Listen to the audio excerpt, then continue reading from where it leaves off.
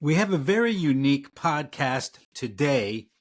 Zech Strauser, who started a landscape company and recently sold it, and then started Urture, which is a clothing apparel company for the trades. You may have seen him at some of the trade shows.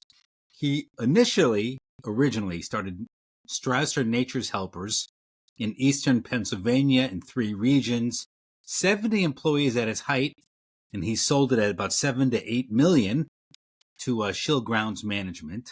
And it was residential, and then it became commercial. And he sold it to start up his clothing apparel company, Urture.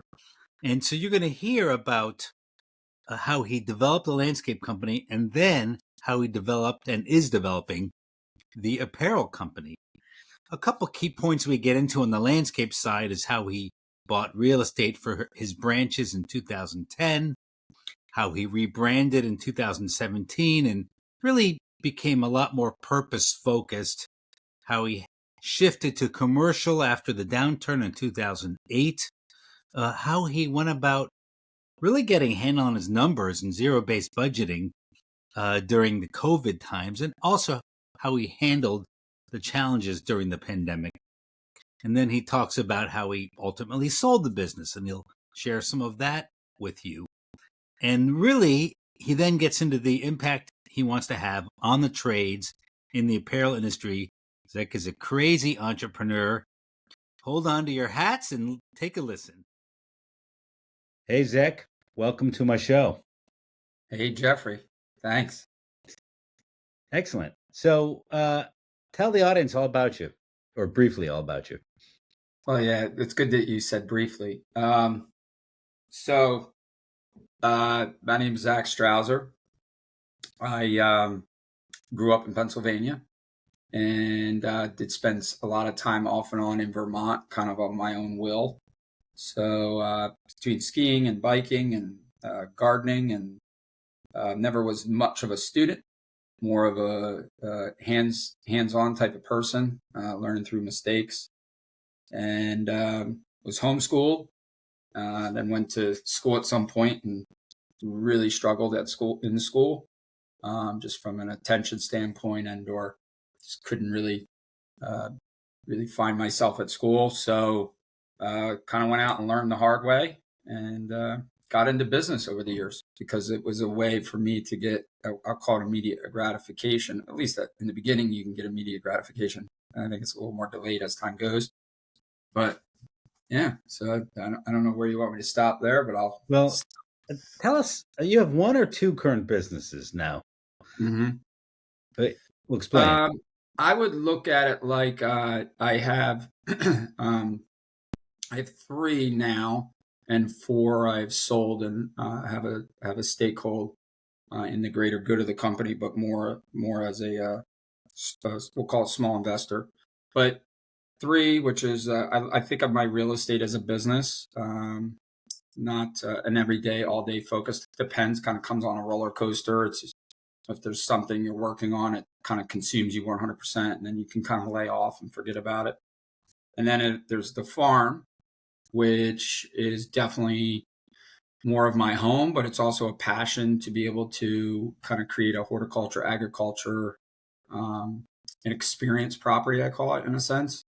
So that's more of a long game, and it's kind of my battle cry for why I'm doing a lot of what I do, is to create that area for my family and other people to appreciate and experience.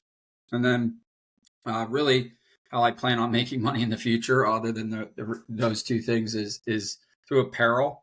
It's called Urture, urban nature is the word put together.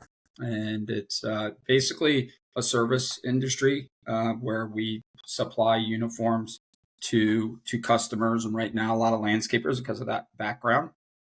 And the other side is going to be what I call more of an outdoor, everyday wear lifestyle brand. And we're in the process of figuring out how they segregate and kind of split off as 2. Yeah. B2C, B2B. So, okay. And so tell us about the 4 you've sold. Before I sold, I was an everyday we'll call it landscape operator from ground up. Work for some landscapers, some tree farmers. Basically started at the very ground up, $25 push mower concept. I think we've heard that story before, right? And from there, grew it into a, call it regional. We were in 3 locations, three regions we serviced. The Poconos, Pennsylvania. Everyone's probably heard of the Poconos, good old Caesar's Palace, the big champagne glasses, the honeymoon capital. Okay. And then a whole nother story, but met someone through an advisor that we kind of jumped out into Lancaster County, and then filled in the void over time in Lehigh Valley, Pennsylvania. So that's kind of like the 3 regions. Yeah. I started doing everything, and then built a, maybe about $1 million company and up till 2008. And then in the collapse, we were about an hour from New York City. So when the great financial disaster happened, the Poconos turned off like a light switch. But 9/11 turned the Poconos light switch on because everyone ran from New York City out to the Poconos. So we had a building boom, and Zach was running around with a truck selling backyard landscapes, full landscapes for, we had Toll Brothers, a lot of big builders in our communities. And, I had a mowing crew, but then I had 2-3 landscape projects going on at once. But then we transformed to 2008, and that downturn took my life savings of the hot days through the 2000s. I had about $300,000 saved. And in the downturn, I went all in and spent my whole savings on a piece of real estate. When the market crashed, real estate became cheap. Yeah. So I said, well, we're going to get a big property and we're going to become a maintenance company. And I kind of put all the chips on the table and grew a commercial over time, became commercial only. I had Christmas decor at some point, sold that off, and really just focused on commercial HOA, a lot of HOA. Yeah. And, I mean, decor is very profitable, but you were switching from residential. I was looking at well, I think one day we're going to have branches, and I think one day we're going to do this and that. And I started looking. I mean, I knew I really probably couldn't take the Christmas decor from branch to branch. And that was the first thing that was kind of like the stepchild concept of it just wasn't going to fit right. So I did sell it. Yeah. But great experience actually owning a franchise for a period of time. Wouldn't do it again, but enjoyed it then. Yeah. Yeah. Well, okay. That's a whole separate podcast, isn't it? Talking about franchises. Right. That would be that's a good idea, though. Okay, so what's that property worth that you paid $300,000 for? Oh, well, that was the deposit back then, because I didn't have many. Definitely on real estate, I didn't have many. Still work with that bank today, and I think I had to do like $250 down or something. I actually had to get a second lien holder, $50,000 kind of cash flow loan, because that's how tight I stripped our cash. I just basically put it all on the property. And a friend of mine gave me a $50,000 kind of, we'll call it operating loan. And I paid $690 for the property. We were stuck at 700. It started at 1.2. And then as the market crashed, it kept going down, and I kept driving by, watching it. The typical landscaper yard, 3 nice bays, 1 building, a old model house to the building boom craze. So it was an old builder's property where he had his model homes. The model home that this Strauser team still works out of today, we converted and really renovated it, made a really nice building. Today it's worth, was talking about that earlier, probably 1.2, 1.3, somewhere in that area. All right, it's a good bet. Yeah. So, all right, so you converted in 2008 to commercial. You had this vision, and so we're going on the journey with you here. What happens next? I'd say 19. So you go from, 10 to 19, say. That was really I think a fun and a hard time of the business because we were going through a lot of different phases. We were breaking the $2 million mark. We were breaking the $5 million mark. And the thing that started hitting me was through that time I met Jim Paluch. Really had a lot of fun with him. We got involved with Come Alive Outside. I helped sit on that board. I know that you just had Jim on your podcast a while back. It was awesome listening. But I started grabbing different consultants, so really kind of focusing on the multi-location concept and really leaning on peers probably harder than ever. But then I also noticed where I started becoming a bit segregated from peers. And I was talking to Jim Paluch about profiling a person that could really help. And we did, and I worked with someone for a while on. In 19, we called it, in our annual planning meeting up at the farmhouse in Vermont, all the managers, we called it financial accountability. And we really went on a quest to dive deep into budgeting, weekly reporting, org charts, branch level P&Ls, divisional level P&Ls, service line P&Ls down to a gross margin at least. So we could look right at mowing, and we had a P&L page that just told us exactly how we were doing down to gross margin on mowing. And that was through 2021, 22, 23, where we really dove in. We flipped the company upside down between the chart of accounts, renaming service to align correctly, a whole bunch of stuff, and really started facing ownership on my level of, if this company's gonna be more than a Zach, it's really gonna come from my leadership to be clear on lane definition, discipline and responsibilities, and the correct dialogue behind getting people to own their lane, watchdogs so we graduated to the point of having 10 people sit around a table and look at a monthly P&L, weekly reports. Our P&L, we bragged, was 29 pages long. I don't know how many people like to brag about it, but I did, because going back to my background of, having a 7th grade education, but then being able to sit and look at a 29 page P&L and a lot of the guys and girls sitting around the table with me, none of us, my controller had a art degree that she got in France or somewhere, England. The controller had an art degree. And she was trained all through COVID by another controller. She was we'll call her a really big doer. Kate is her name. And we in 20 hired a controller.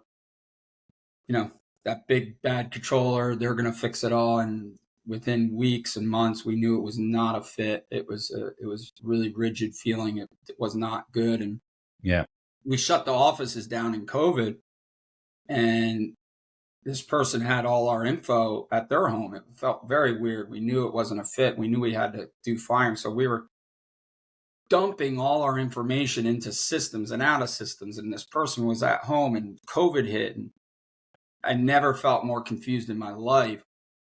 And I sat down Kate and someone else in the office, and I said, we need to do this now. We need to reconfigure.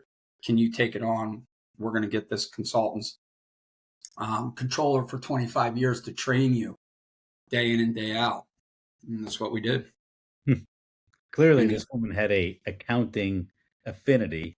You just didn't take your most willing person and throw them. No, and the thing is, she was running the books and running the office before. So, we'll call it bookkeeping and trying to do some budgeting and so forth before. And when I say trying, not because she wasn't smart, just because, we always joked, and because we used to sit around and we'd review financials, and I'd be like, that can't be right.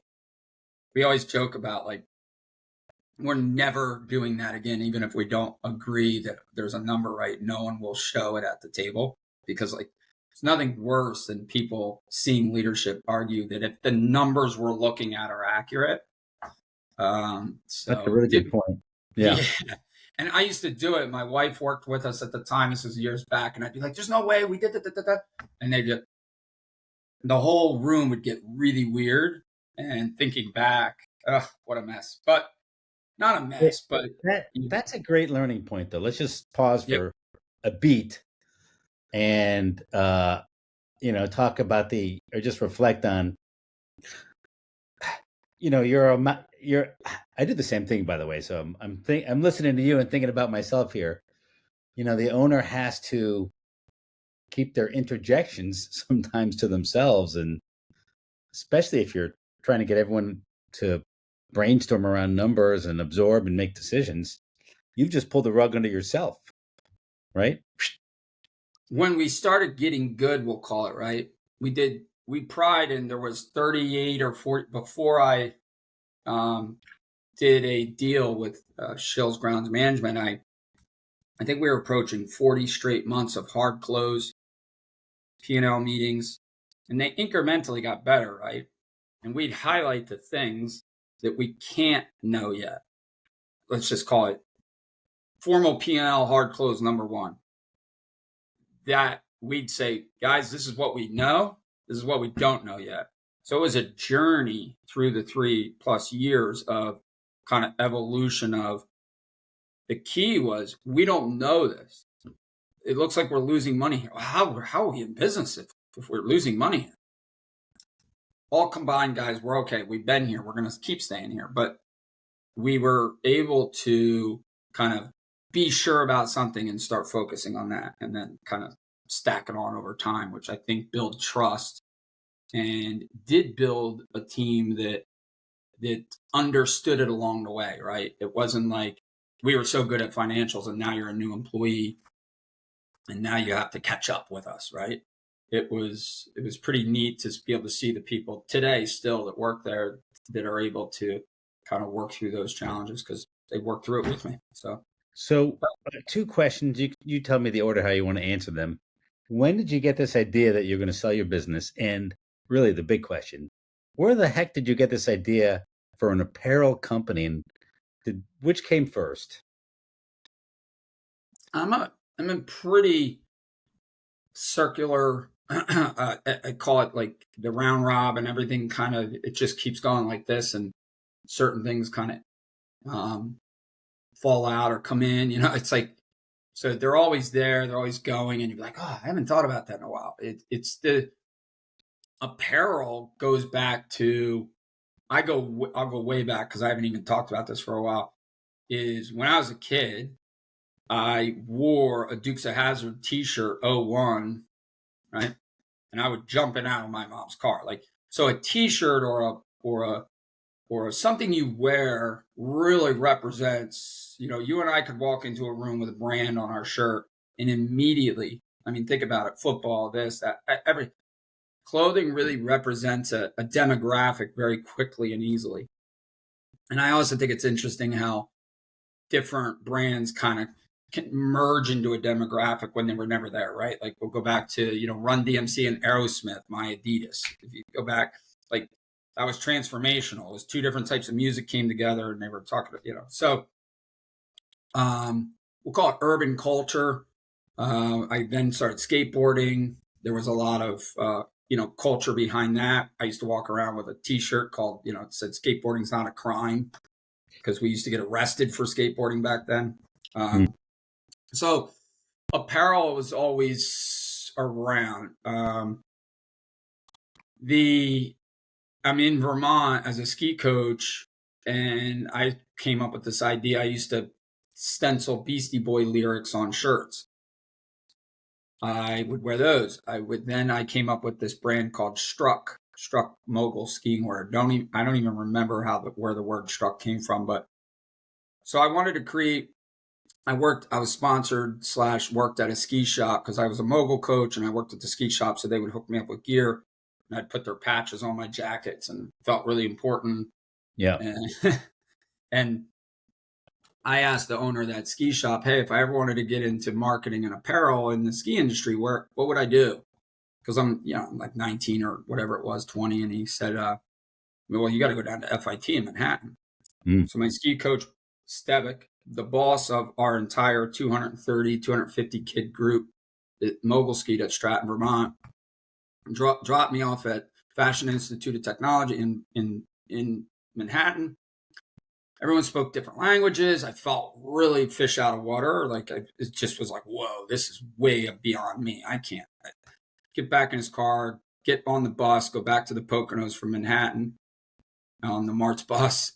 And he said, go to PA, get a trade. Because I was seriously in my late teens on a quest to who am I going to be? Like, and my dad's famous saying at a young age, I always talked about what I was going to be. And he said, well, So when you're wait, thinking about it, you can go wash dishes and keep thinking about what you want to be. So I was yeah, a different that is smart. I'm gonna tell my kids that. All right, so you're around like 19 when you first took action on this idea. pretty much. Yeah. Okay. And my uniforms, our shirt was always important. You know, I used to have down the sleeve, why choose anyone else? It was on the side of my truck where I met my wife today. She was walking out of we'll call it restaurant that night.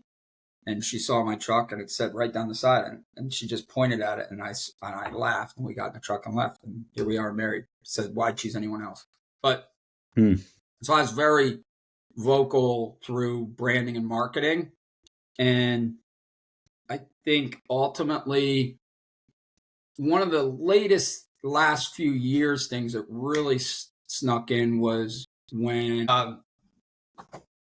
there was a hat on a booth, recruiting booth, and it was the Strauser Nature's Helpers patch hat.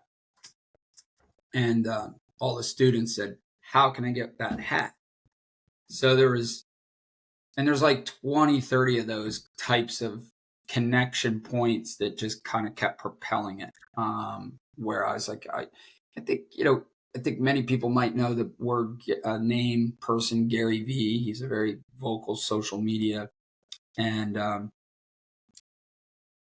I listened to something one time and he said, if you go to work, if you're doing something today that you have any inclination that you're going to have some regret later, why are you not focusing on the area that you're going to have regret when you get old? Like, go hang out with someone in an old folks home and talk to them. And probably one of the first things you'll learn is, the grumpy ones might be talking about a bunch of regret.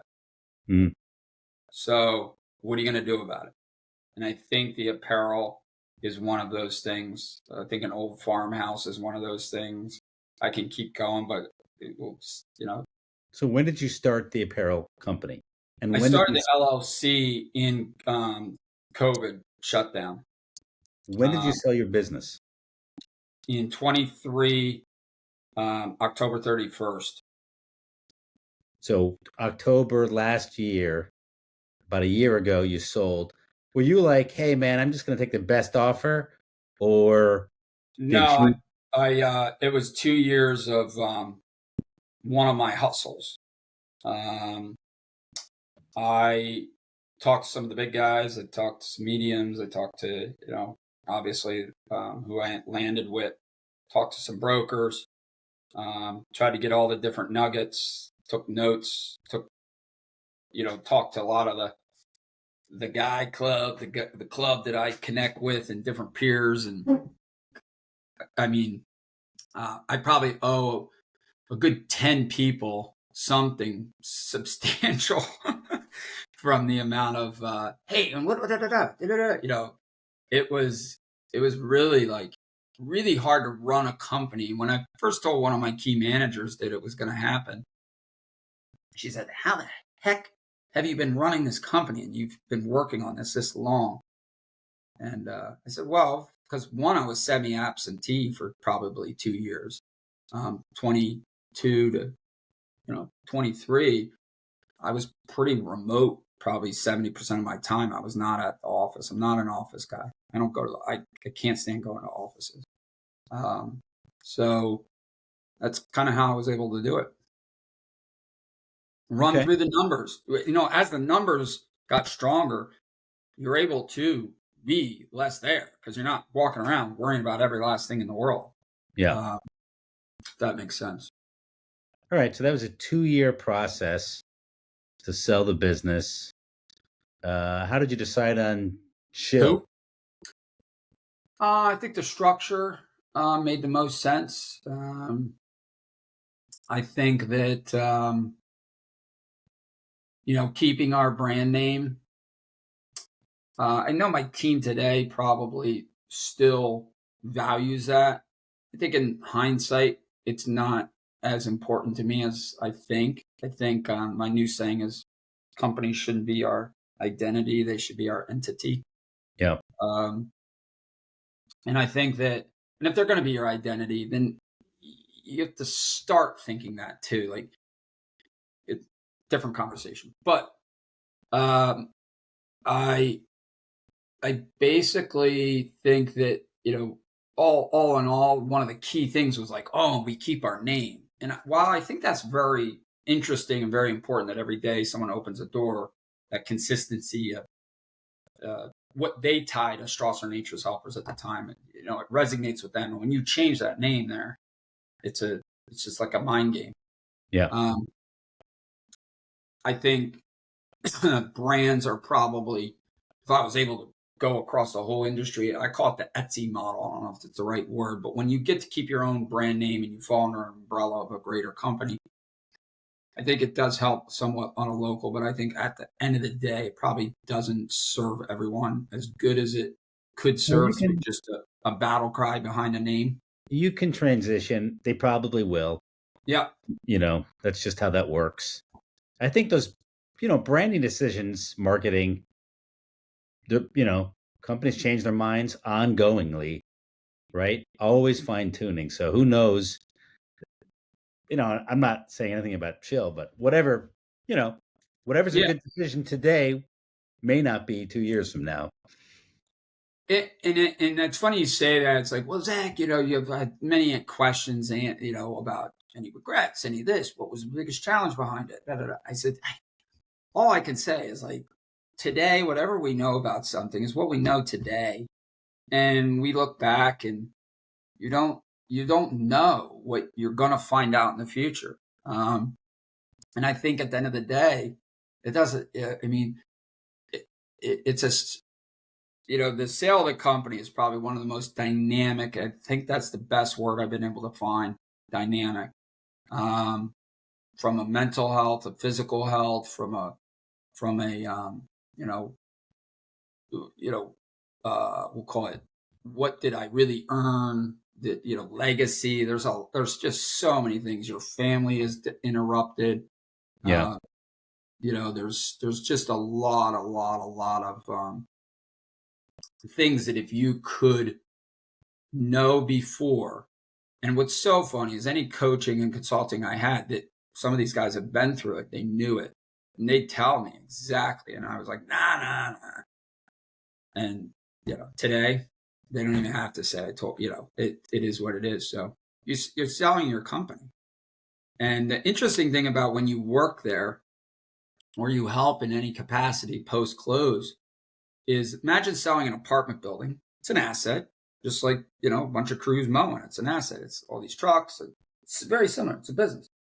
Imagine selling an apartment building and still being a tenant and expected to fix things, or it's a strange. It's like, hey, I sold it. It's like, so it's an interesting dynamic. It's one of the most interesting things I've ever done. How long did you stay on for, or are you still on? I'm on as a senior advisor, and that continues to be less advisory needed. I think it's the team is right now in this like period of understanding that um, they really have to lead at a local level from their own personalities and/or what I was able to influence them on, and not expect me to be replaced, if that makes sense. Like my personality or my, so, I'd say a good amount of the team is there. working in a capacity where they're in this transition. We're not talking about software transition really anymore, a little bit, but like it's mostly now leadership skills slash, I was, at times, even though I was removed, 50%, I was still a junkyard dog. If I had to get in and screwdriver it or encourage or Yeah. help or, support As, as or the as the owner who grew it, you just know so much, so many little things that you can't write down, right? You can't give somebody a 1 sheet or a 29 sheet with all those little things. you can do all the processes you want, but culture eats process. So good and bad, right? It'll eat Yeah. it up and throw it up. It'll eat it up and get fueled. Yeah. Right. Something came to mind as you were talking a minute ago. Apparently, the Romans thought the future was not in front of you, but it was behind you because you can't see it. Hmm. Hmm. So that's visually how they kind of thought about that. Now you're going to have me thinking about how to put that to some context in my brain. It's going to go on one of your T-shirts. You see this one? Yeah. The future is behind you. Get after it. Yeah. So let's talk about the apparel business before we run out of time. And so, how big is it now? Oh, it's real big and real little financially. Yeah. However you. Sorry, I didn't mean to ask that. No. It's a perfect reality question to where we are, right? So where we are is really, I like to say, the $100 million thing is really, it means a lot to me when I say I'm going to have $100 million brand. One, what's so funny about the apparel industry is that is like small peanuts. Yeah. From what I'm learning, like Yeah. $500 million brands are called small brands in apparel. Yeah. And then, Who's your favorite self-made apparel mogul that you like to follow? boy, I would say right now, and it many dynamics why. There's a female brand, believe it or not, for, we're talking workwear, it's called Dairy Boy. And there are shirts that say Dairy Boy on it. And I'm like, somehow on Instagram it pops up. And so now I start following. I was like, I think I'm going to follow this. But you're always like, man, I don't know if I want to follow it. Well, I did.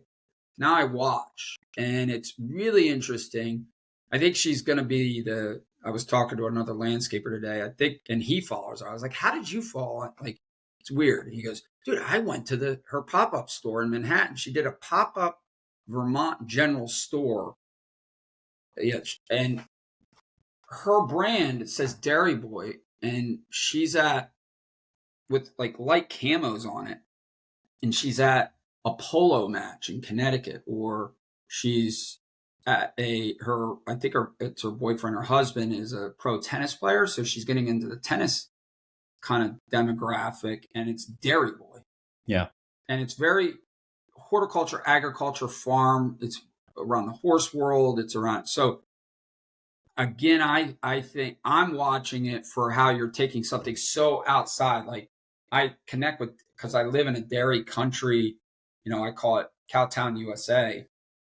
So I really connect that, we'll call it Middle America Cowtown concept. How is it getting into that? So I think of like, well, how's the landscaper, the underdog of all trades, really, if you think about it?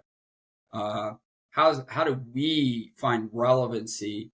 And I always say, hey, if Martha Stewart and Snoop Dogg can hang out, I'm sure I can get landscaping to be relevant in the fashion industry, and or fashion to be relevant in the landscape industry. Okay. Interesting. So that's probably the most current flavor of something I'm watching. If you really look, it's the behemoths, right? Like Carhartt's inspirational. The story's inspirational if you really understand the story. Now I'm kind of, some of the consultants I've hired I just brought in the CEO that he's a 1-2 hour a week guy for us now, that led off Moose Jaw and sold it to to Walmart. Walmart sells it to Dick's. Now they open Public Lands, which will now, in my sense, I guess, compete against REI. So Owen is now in our corner helping us. He was the CEO of that whole process. So got a lot of different things going where this week, Sunday, Monday, Tuesday, we'll be in Manhattan at Source Magic Show, where we'll be looking at all these different sourcers, fabrics, trim companies. We don't even know. It's our first time. I found an RV park in Brooklyn overlooking Manhattan skyline where I'm going to pull my van in and camp out and watch and overlook the city and go to a fashion event. To get back to my question, just any kind of metric or a couple of metrics. How big are you now? Like number of employees or number of shirts sold or? Two people working on it, me and co-founder Garland. And Garland just came from Philly from a landscape company, helping them get their lineup, their custom apparel lineup for 2025. While he was doing that, I was on the phone with a guy in Jersey getting his custom apparel, matching his truck colors. And he basically is meeting with all the clients, putting the plans together. We're trying to get to 66 customers by the end of 25. That should mark us in about the $1 million mark. Okay. And from there, we'll start pitching to investors and getting proprietary lines built and so forth. Sometimes I wear my hat on the show. I think it's appropriate. Here we go. I took my hat off because I got my hair cut, and whenever I get my hair cut, I'm proud that I still can, so I take the hat off for a week or two. You're proud that you have hair? Huh? You're proud that you have hair? Well, once it gets longer, I put the hat on and then it stays on for 3 months, and then I take it off and I get a haircut. I go back. It's like quarterly haircuts. So you're a $1 million business, or you're going to be. Yep. 66 proofs of concept, I guess. But it sounds like you're going in a couple different directions. You're gonna brand your own stuff. You're gonna build apparel for other people's brands. Yeah, because we've really struggled. I have a strong aspiration for what we'll call a lifestyle brand, where we really can get into the why, into the feel, into the look, into the connection, into you walk into a high-end garden center and we have a kiosk in the corner, right, where it's more earth tonies with a little pop of high vis on the pocket or something, but someone that's an avid gardener at home may connect with our brand, right? Someone that's has a rooftop terrace in Manhattan, and when they go out there and tinker with their planters, they would tie with our brand. And then, so that's kind of probably going to be the gravitational pull and where I'm going to focus as founder. And then Garland's going to be more focused on the outfitting side, but with my industry relationships, my industry knowledge, he can treat me like a customer and say, so Zach, when did we buy this? When did you, safety glasses, how did you deal with them? Blah, those type of things. I can be kind of his supporter on that. But then we'll call it the more proprietary Urture brand, as our t-shirt, as our sweatshirt volume goes up on the outfitting side and the uniform side, we can start private labeling. And then there's Carhartt, there's Urture, there's Under Armour. Here's the options on the outfitting, and Urture being one of the options. Okay. So it sounds to me like you're the visionary. He's the implementer. Yeah, definitely. He is like, I always call it, you're good with the mouse. I fumbled. I don't even know where my mouse is. I haven't used it in, months. So, and I haven't opened my computer since maybe last week. So this was the first time I opened my computer. That's why we had to dust off your camera. You say you got to clean your camera off, Zach. So yeah, I'm a big phone guy. I just sit, I zoom in the documents, and I get on computers when I have to. And Garland is just, he's been a huge help. This year, since, in January, he came on full time, and he's just in the trenches working 7 days a week, 12 hours a day. He's crushing it. So you may have already said it, but give us your vision for the Urture. By the way, I was like, what the heck does that mean? So I went on your website. Now it makes perfect sense. It's a trademark. I have that word trademark. The definition is urban and nature spaces coexisting in harmony. Yeah. Because we taught you, if you think about it, how it started was like, I'm so sick of, like, as I said, on economic boards in the Poconos, where I was like, and then I also was the president of a land preservation board for a while. I was on the board and then got at it. Then I was on the Come Alive Outside board. And through the nonprofits I was involved in and government connections in our town, I saw a lot of friction around people wanting to build. And then, landscaping always seems to be the afterthought in a lot of, I get it, more high end affluent areas, landscaping is important. Sometimes the architects get going with the builders right away, but ultimately landscaping is the afterthought, right? So I always said, why is it one or why isn't it together? Yeah. Why aren't we concerned about urban and nature spaces coexisting? I like this idea of urban and nature because also from a brand, from a, I guess we'll just call it from a branding perspective, because urban brings attitude, Yes. right? And you can't have a lifestyle brand without some kind of attitude. It really brings culture. That's where all the people are. Culture comes from people, right? Street culture, street brands, all that culture, that grit comes from towns and streets and where people live.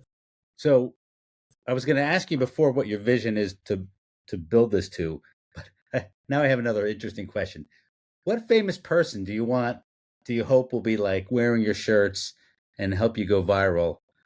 Well, we got a, because of the Patch Project campaign, all the landscape companies, the money we're raising, I wanted to get this in front of Mike Rowe. I felt that would be fitting. He's really, when we talk about the trades, not just urban nature impact, I'm trying to make an impact in the trades, right?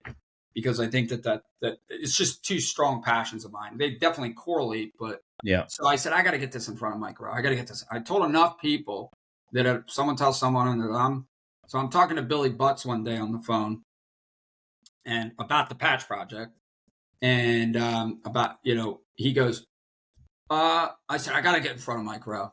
And he goes, really?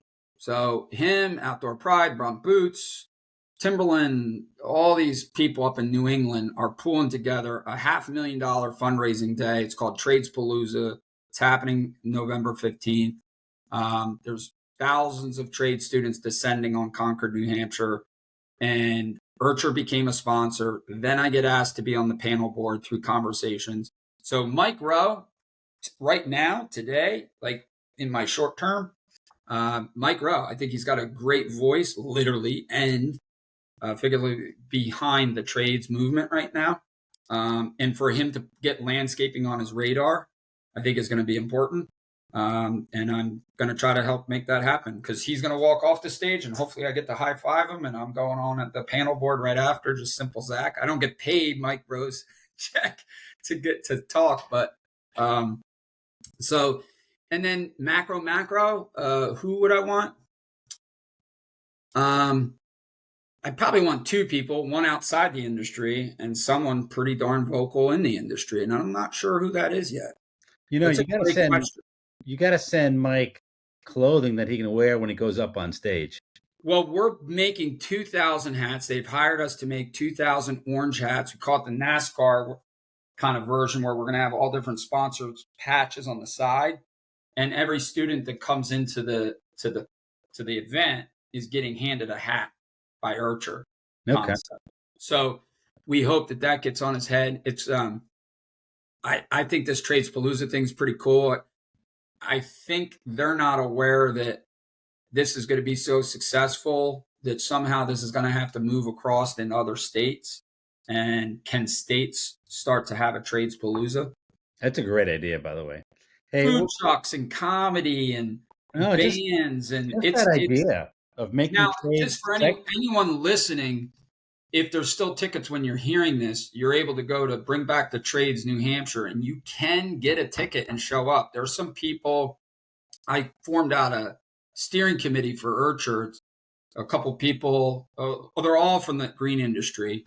We're putting out a press release on it. I won't go through the names, but that steering committee, a few people on the steering committee goes, hey, could I fly out from Indiana and check it out? I said, So I found out tickets are available. So it's not like a closed door proprietary. You can show up and get inspired. So, Making trade sexy again. I like this concept. Hey, so before we run out of time, let's bring this full circle. So yep. for people listening who are running a business, have a dream, maybe have a couple dreams, uh, give your feedback, advice. Not, I'm not going to say you've made it, but you've definitely been through the grinder. And so give some advice to people that have this dream that they're still trying to put together. We don't learn, we're not trained, we're not necessarily even inspired to think really big. I'll give Brian Dumont a plug. Years back, there was this like acquisition meeting down at his facility years back, 10 years, mergers, acquisitions, and there were a bunch of contractors. And he said, look, no one plans big enough, you can do it. And I think hearing Brian say that 10 years ago, I think we could see what he's been able to do. Yeah. Just getting on the phone with him the other day was like mind blowing what he's doing. So think really big, and then find out why.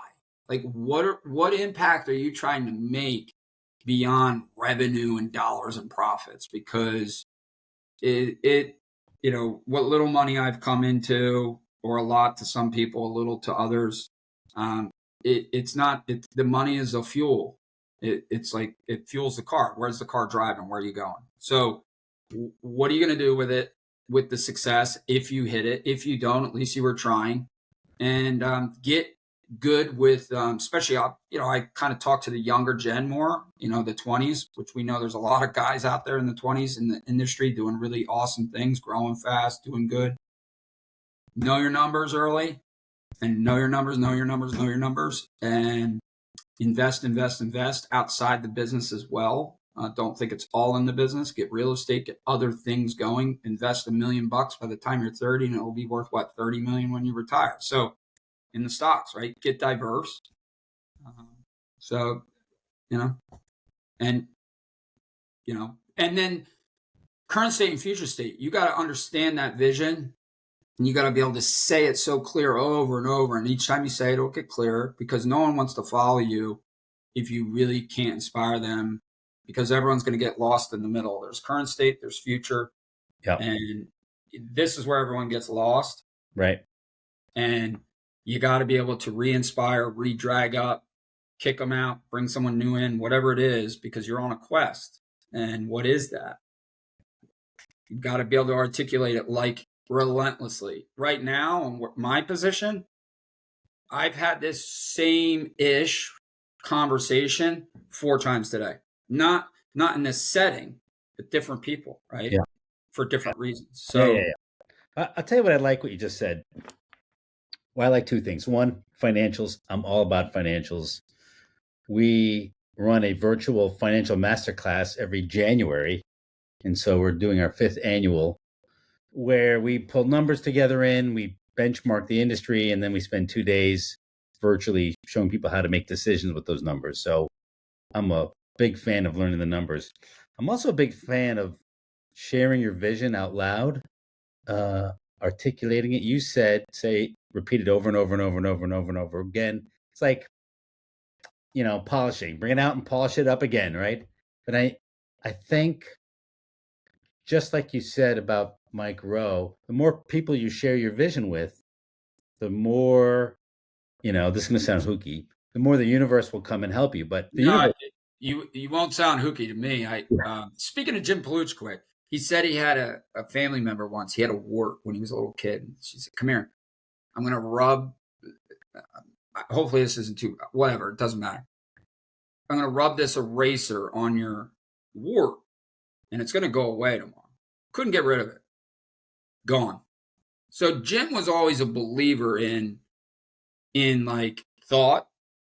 But I've read some books on quantum physics, and it was like I couldn't even read a page and barely understand what I was reading by the second sentence. Like, it was so abstract. But the things that I've got out, it's What the Bleep Does It Matter, is this little movie about quantum physics and putting out the mojos, if you want to Yeah. say.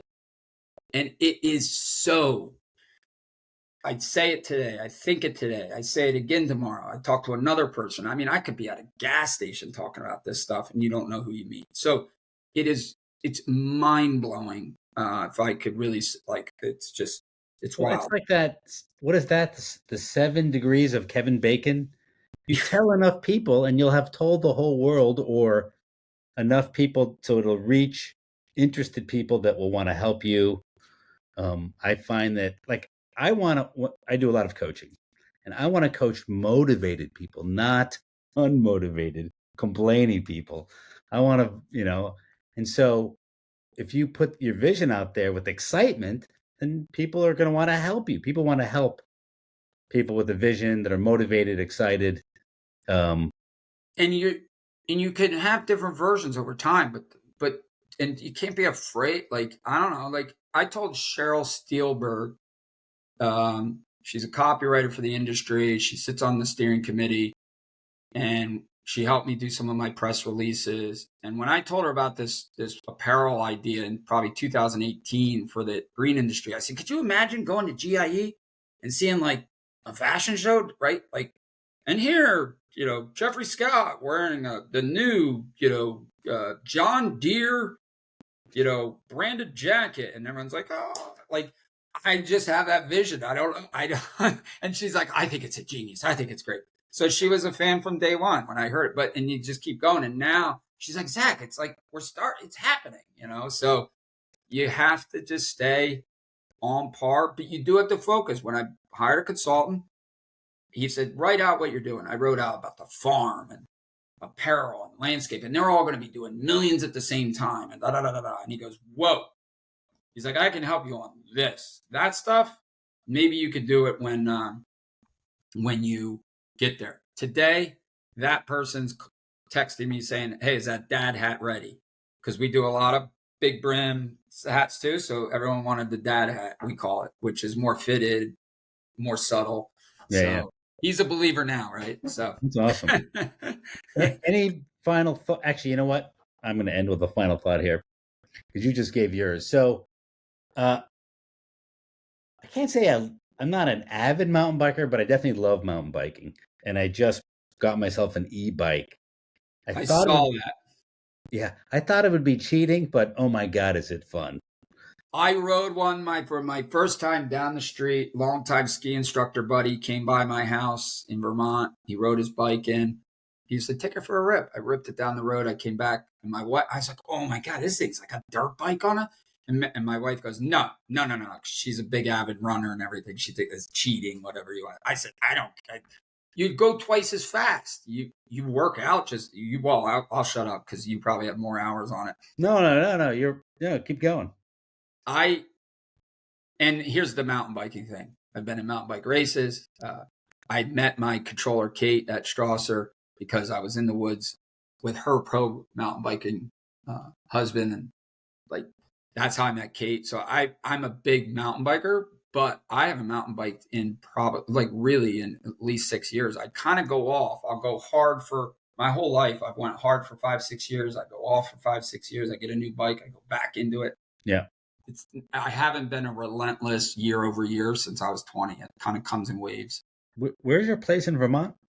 Southern Vermont. I'm in a little town called Shaftesbury, Vermont, which is about 20 minutes south of Manchester. So I'm near, within an hour of most of the major southern ski areas. So, like, is that near Stowe, north, south of Stowe? Stowe would be a couple hours north.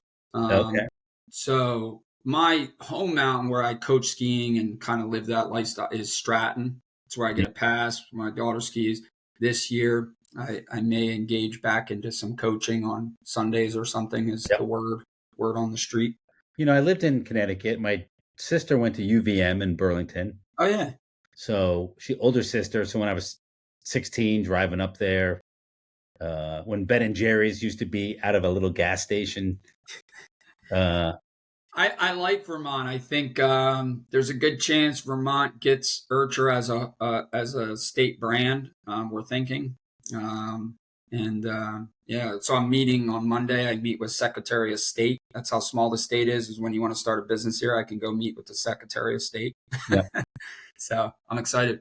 Excellent. Hey, this has been a blast. Appreciate your time. Thank you. And I'm sure we'll talk again. Yeah, man. Thank you, Jeffrey.